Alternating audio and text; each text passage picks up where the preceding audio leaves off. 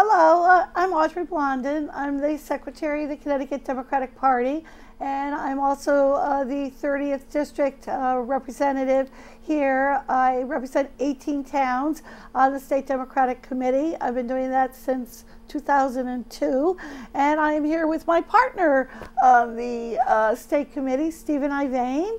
He has been my partner for a few years now on the State Committee.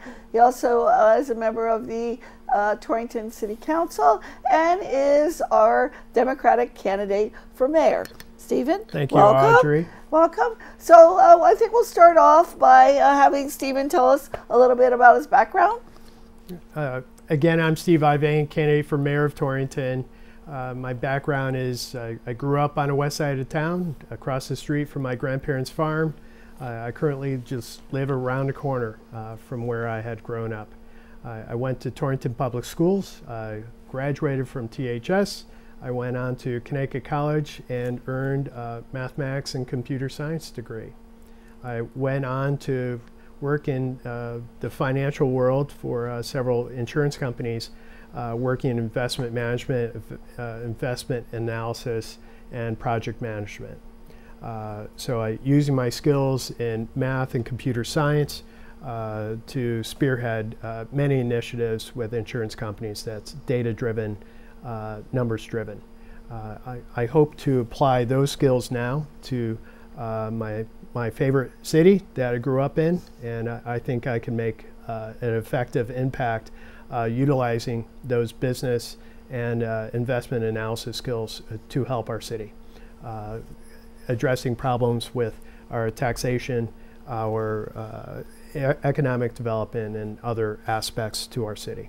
Oh, very good. And you are married to your lovely wife? My wife, Pip, we raised 3 children together, all in their 20s now. They're all doing very well, and I'm very proud of them. And so how long have you been politically active? You serve as a Torrington town chairman, yes. Town committee chairman, and? At about 10 years, I got involved. I joined the local Democratic Town Committee, volunteered from there for several different campaigns. One I'm very fond of is our state rep, Maria Horn, no longer Torrington state rep, but she was at the time. And it was a great campaign. We got her elected, and she's doing fantastic. Yes, great. And so why did you decide to run for mayor?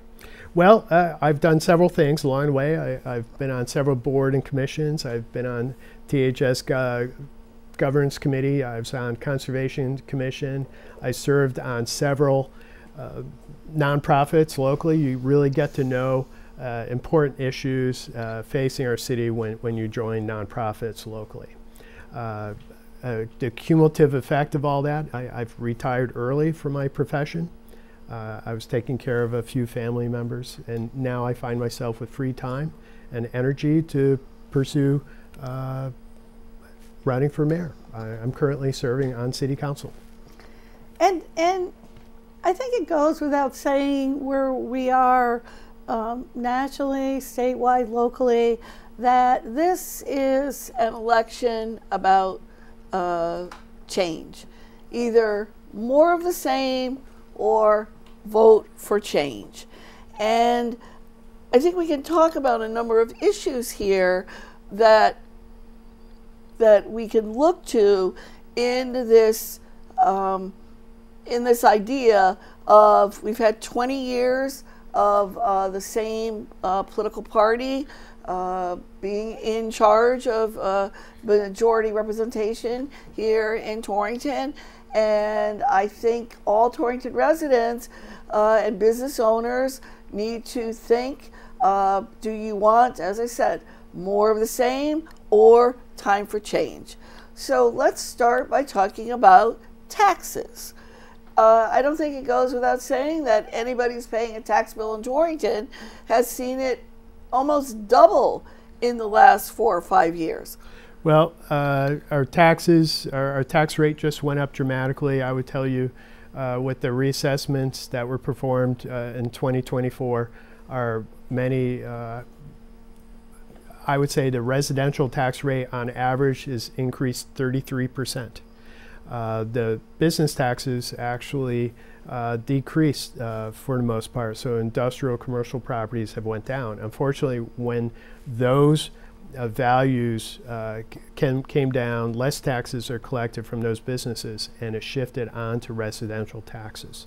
And there's also other shifts, grant money from the state against automobile taxes shifted onto residential taxes.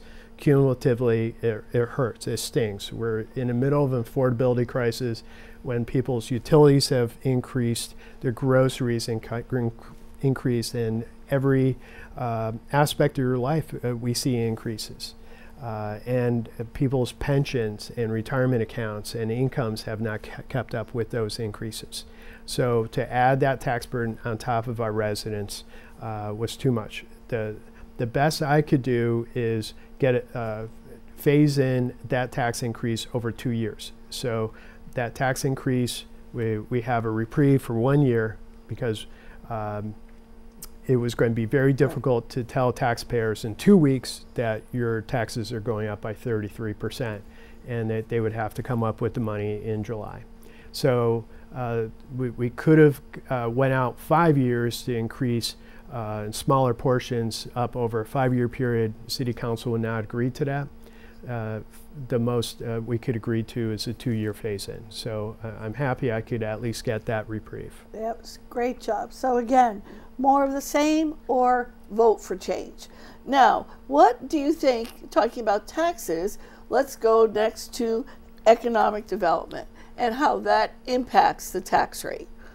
Well, economic development, if we look at our taxes in 3 buckets, we have industrial commercial, we have residential, and we have basically state and federal grants.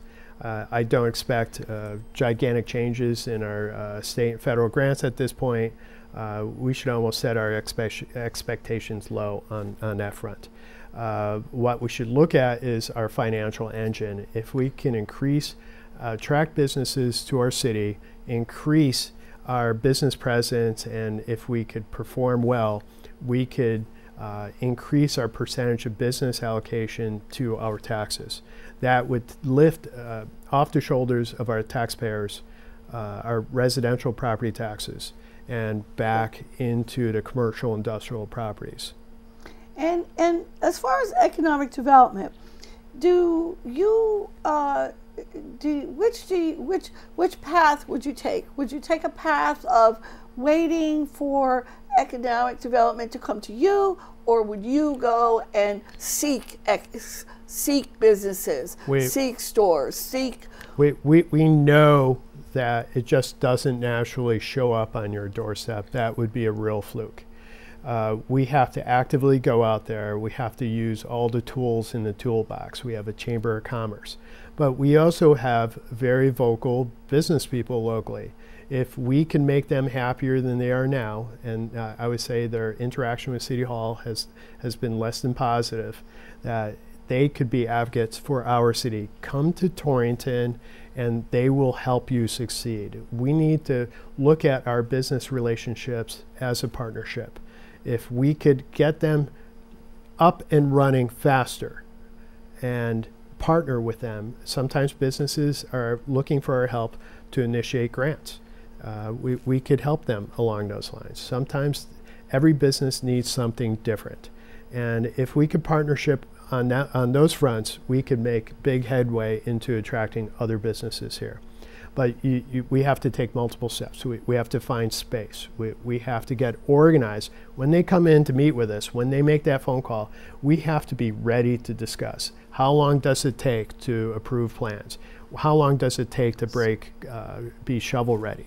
We have to get in front of that and put a team around the table that initiates that, so that everyone does their part on time and it's accurate, that we're not constantly going back, oh, we forgot to tell you, we didn't tell you this, and it drags out the project. We have to tell them everything up front, and we have to give them cost estimates as to what that is. So we have to be more prepared to take that call. These businesses, before they called you, they have a checklist. They're checking off, do you have professional fire, police, EMTs, do you have a hospital? What are your utilities available in the different areas of town? We should be able to spell out all that. Now we have new schools. That was the last on the checklist. Now we have a brand new high school, middle school complex that's state of the art. That's a big selling point. They're also looking at the cost of living for their employees. They want to know their employees can, with what they're earning at these companies, live in this city. And I would say yes. And so do you envision creating, they always say with the cliche, the team makes the dream.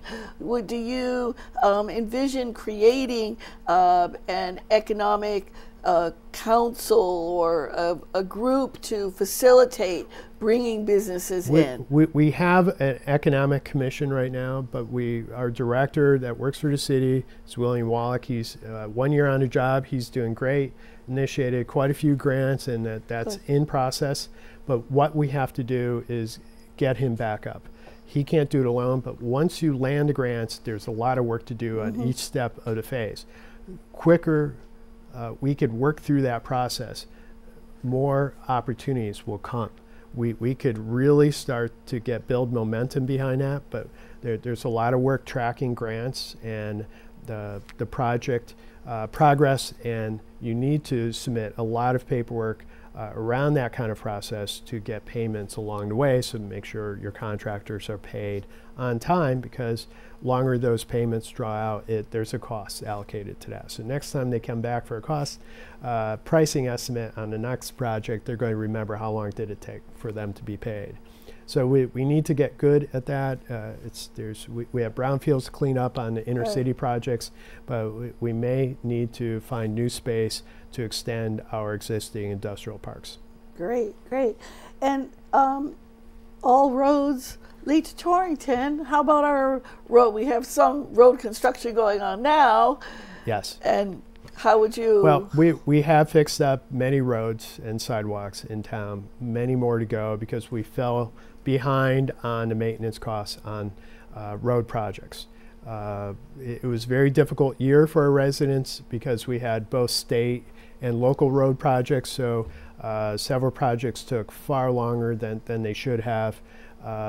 We had a state surprisingly came back to continue to dig up the utilities.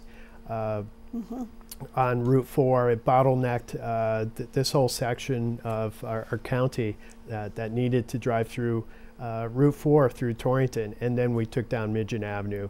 That seemed to be down at the beginning of summer, and it's just got finished this past week. So we're lucky that it's finished, but before the snow flies, right? Where we have to shovel the snow. That's right. But yes.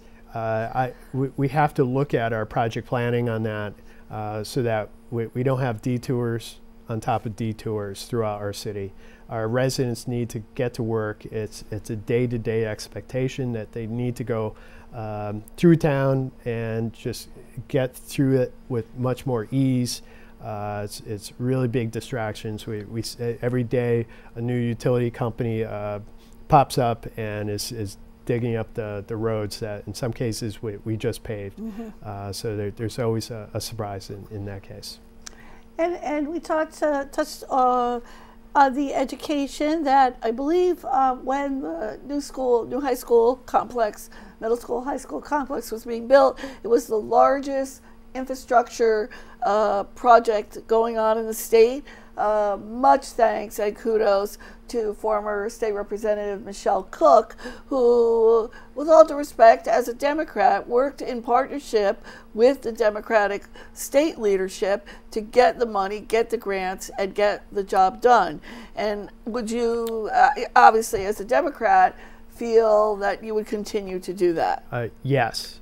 We had a great model with Michelle Cook. She brought in over $1 billion worth of assets to our city, and we needed it. We needed those assets. She knew how to manage landing grants from the state perspective, so she worked with city and state leaders to work out those proposals and get us our grants that way. We don't have Michelle Cook as a state rep anymore, so it's going to be challenging. I would say I would need to step in and advocate for our city to work with our state leadership. One would be Paul Honig. Absolutely. At the state. So it is Senator a Democratic-controlled state government, and we need their help. We need to make our case. We need to go to the Capitol much more often and plead our case that for the grant monies, from everything from fixing the roads to helping us with school projects, and there's a long list of to-do projects that we need to accomplish. And that's going to be a lot of heavy lifting along the way. We're going to be requiring the help of our economic development directors again, and everyone on staff to accomplish those goals. And so, having said this, again, more of the same or vote for change, how do you think that you are different than your opponent? Well, you can see it just on the city council meetings. The things I vote for and the topics I speak up on. Just one, for instance, was there was a move to change move the voting at the Armory to Vogel School with 6 weeks to go before the election. People were not going to be notified in time. They've been voting at the Armory for 50 years. I didn't believe that it was a good reason to move the Armory. They were saying it wasn't ADA compliant. It turns out it was. There's small little fixes. They're going to put a cone up in the parking lot for handicap parking. They're going to address some maintenance issues with the handicap ramp. But there were minor issues, and what we saw happen at the Armory last year is going to be addressed. And so that's one difference. I appealed to everyone's better senses, but we also got a good group of people to come out and speak up on moving the Armory. Initially, they were just trying to throw it on the agenda at the last minute without any kind of public speaking. We made sure we voted that down, and we got probably 100 people to show up at a city council meeting to advocate for that. So it worked out well. We're not going to change it, and we're going to address, make improvements to the Armory to make sure that is a building that's viable. Absolutely. And you've knocked on about how many doors? Well, we're well past 4,000 doors this year. I started going back to May on knocking on doors. I have many people that go out with me on a daily basis, and it's 7 days a week we're knocking on doors. I have Paul Honig knocking on doors. He takes his bike. I think he's my biggest door knocker to help out the case. So I hope to close in on over 5,000 doors. And what do you find is the most, what do people talk to you about the most? Well, they want to know why the taxes increased. They want to know why the road work was coordinated the way it was. Why did it take so long? We have questions about the school and how that impacted the budget. They want to know about housing pricing. Why is the cost of rent going What would you sky high? do about that? Housing, we need to address housing in our city. Matter of fact, there could be opportunities coming up. Right now, we saw an influx of people moving to our city. They found our city because we have great open spaces. They found our city affordable from where they were coming from. So they bought bigger houses with backyards, and they're having a great time buying bikes and going out to our state parks and our local parks and trails. That's a great thing we have here in town. We continue to expand our trails throughout our city and in our parks. Excuse me, how about seniors? Seniors, again, we've witnessed many issues in our senior housing with a mix of seniors and some people with behavioral issues. That has not been a good experience. So we have to look at how can we change housing to accommodate seniors and make sure they're safe and secure in their retirement years, and make sure there's no problems on that front. We're looking at housing developers, what can they do in terms of affordable housing and senior housing in that respect. Absolutely. And let's talk about for a minute, in the current world of communication and a campaign, social media. And a lot of this nonsense that you read or spread on social media. For example, your plan to lower taxes is to flood our town with low-income housing and raise that. That's just absurd. Go ahead. Yeah. Obviously, the other side doesn't like my prospects, that they're so positive. Right. And that's... but the type of things that they say, that they don't feel like they have to be truthful. That's unfortunate. I don't believe they've spoke to me directly, and I think if they did, they wouldn't walk away with those kinds of issues.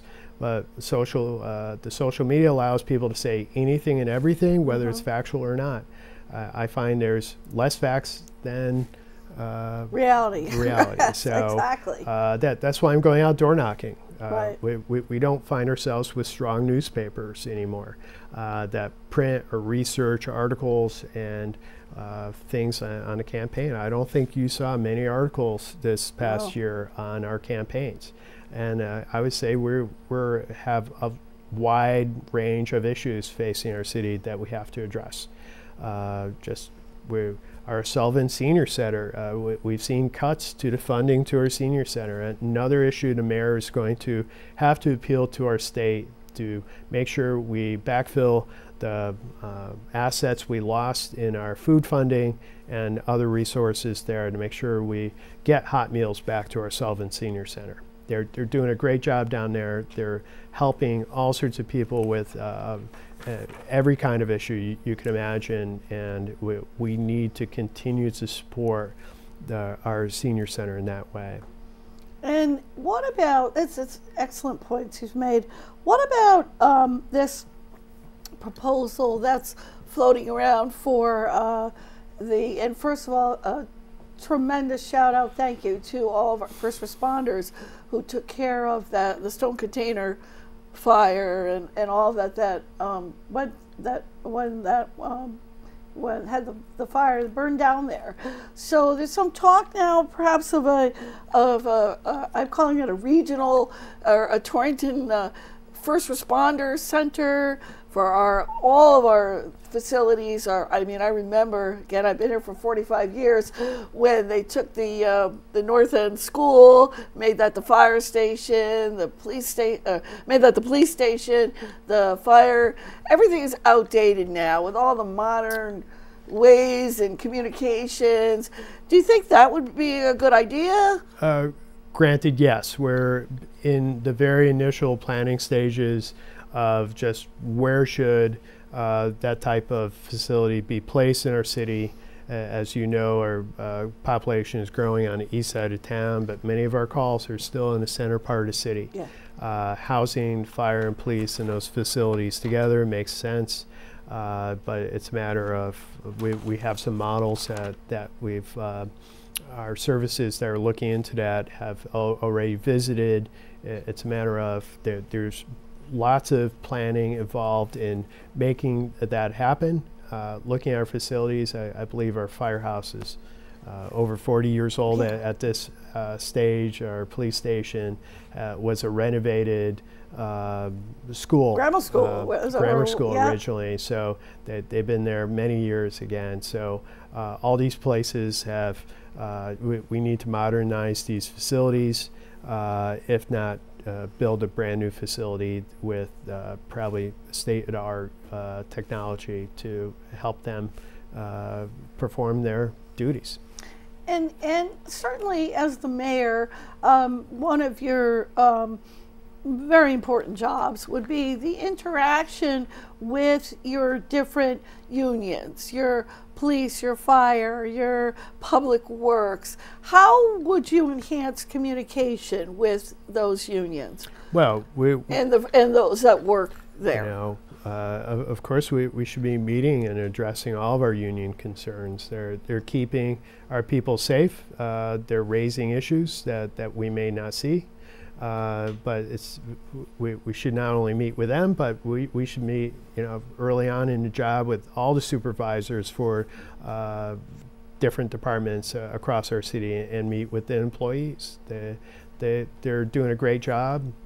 Sometimes they want to express how we could do something differently, and that's great insights. We should always accept the insights from the people performing their jobs best, because I would tell you, if you tell me how to fix the storm drain, I'm going to be tapping on the shoulders of our street department. And there's 100 different jobs across our city that we need insights how best to perform this action and keep our city safe. So when you're elected, what would be your priorities for your first 100 days?